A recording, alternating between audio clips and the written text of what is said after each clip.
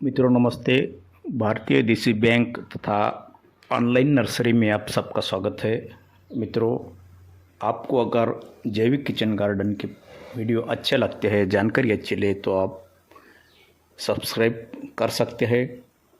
मित्रों, अब मौसम चेंज हुआ है, बरसात ख़त्म हुई है और ऐसे मौसम में अंजीर की जो कटिंग्स है उन कटिंग्स को कैसे लगाया जाता है इसकी जानकारी हम लेंगे।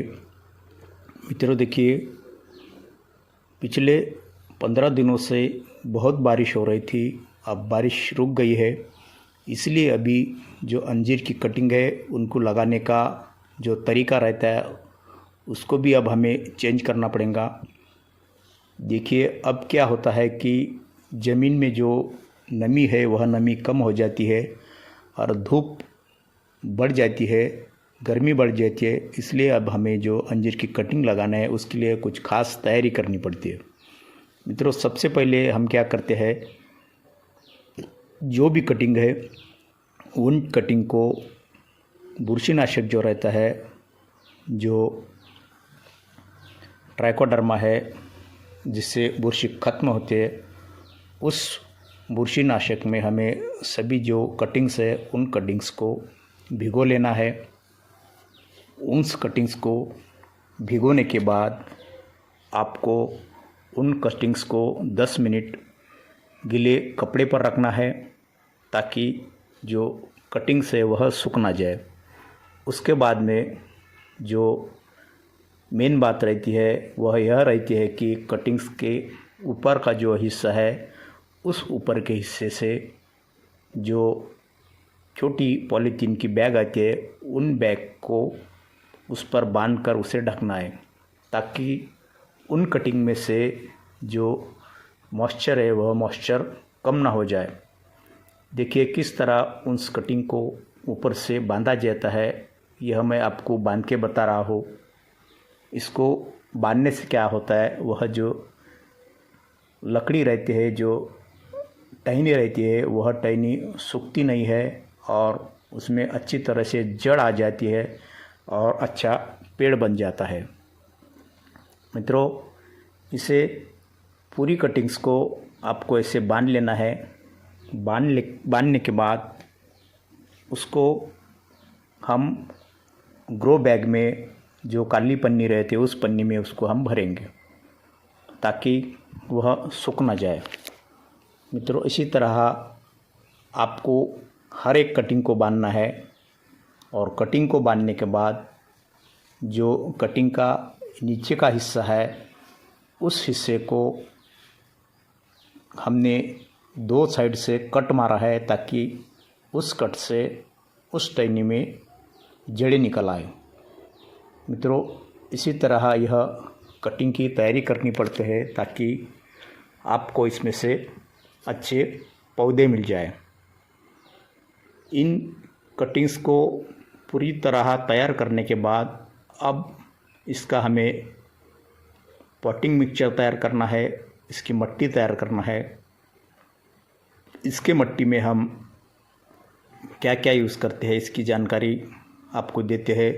देखिए, इसमें कोकोपीट मतलब जो कोकोनट का चूरा होता है उसे यूज़ किया जाता है, मट्टी को यूज़ किया जाता है और वर्मी कंपोस्ट को यूज़ किया जाता है और थोड़ी मात्रा में इसमें आप रेत भी मिला सकते हैं। इसी तरह यह मिक्सचर बनाने के बाद आपको क्या करना है कि ऐसे छोटे छोटे बाग में इसको भर देना है। उस मिक्सचर को भरने के बाद यह जो कटिंग्स है, लकड़ियाँ है, हरी टहनियाँ है, उन टहनियों को इस तरह इसमें आपको अच्छे से दबा देना है।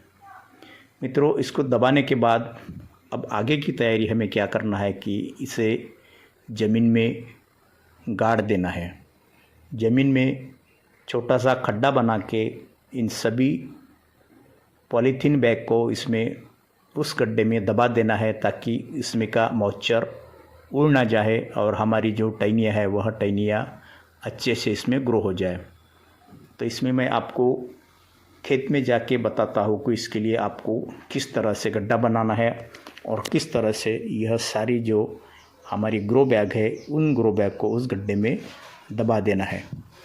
आप देख सकते हैं इसी तरह सभी जो ग्रो बैग्स है उन ग्रो बैग्स को आपको इकट्ठा करना है और खेत में ले जाना है। खेत में ले जाने के बाद आप किसी छावदार पेड़ के नीचे इन सभी बैग्स को मिट्टी में दबा देना है ताकि इसमें की नमी कम ना हो जाए। मित्रों, इसमें की नमी अगर कम हो जाएगी तो यह लकड़ी सूख जाएगी और सूखने के कारण इसमें अच्छे से जड़ नहीं निकलेगी और इसमें से जड़ अगर नहीं निकलेगी तो इसमें किसी पौधा तैयार नहीं होगा। मित्रों देखिए, इसे ऊपर से नमी इसकी ख़त्म ना हो जाए इसीलिए ऐसे इसको ऊपर से बांधते हैं और ऊपर से बांधने के बाद इसको जो हमारा पॉटिंग मिक्स था उस मिक्स में इसे दबा देते हैं। देखिए, इसमें पन्नी में हम अभी इसको दबा देंगे ताकि इसमें से अच्छे से ग्रो हो जाए। देखिए, अब खेत में जाने के बाद क्या करना है, एक पेड़ के छांव के नीचे इसको आपको खड्डा करना है और इन सभी बैग्स को उस खड्डे में आपको दबा देना है और ऊपर से मिट्टी डाल देना है। देखिए किस तरह मैंने इसे पन्नी से ढका है और पूरी जो ग्रो बैग है उस ग्रो बैग को मिट्टी में ढक दिया है। अब इसमें 15 दिन के बाद कल्ले निकलना शुरू हो जाएगी और जड़ें भी इसमें अच्छे से बन जाएगी।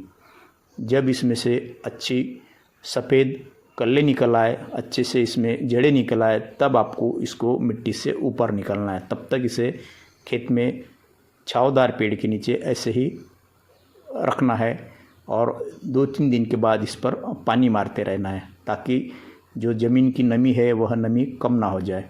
इस तरह यह आपका नया पौधा बन जाएगा और खेत में लगाने के लिए तैयार हो जाएगा।